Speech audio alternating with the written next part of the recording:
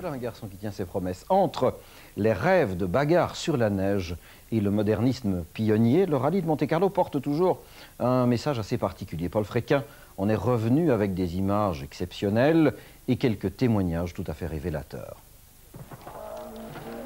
Sur les routes du Monte-Carlo, pendant 3 jours, François Delecourt s'est battu pour tenter d'imposer sa Ford RS Sport à la Subaru de Carlos Sainz. Mais l'Espagnol n'avait aucune envie de faire le moindre cadeau à son rival français.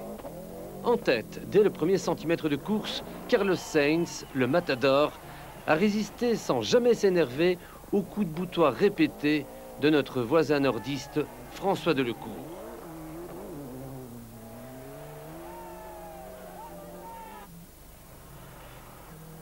Sur sol sec, ils ont pratiquement fait jeu égal. Sur sol mouillé, ils ne se sont jamais vraiment départagés.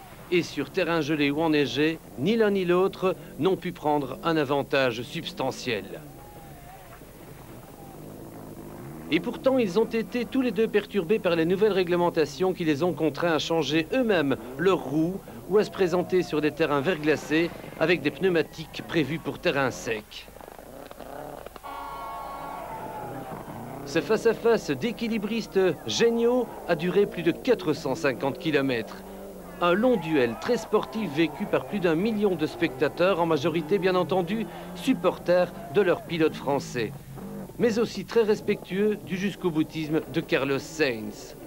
Trahi par un amortisseur cassé, le prince François s'est incliné.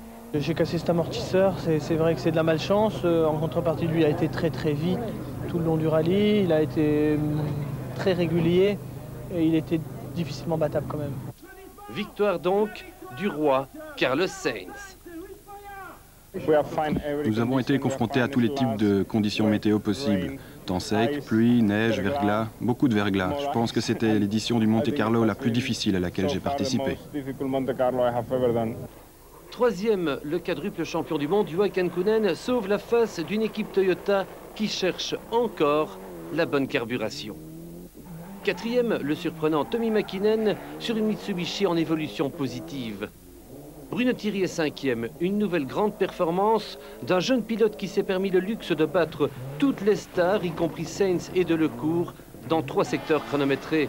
3 exploits qui confirment son statut de vedette mondiale.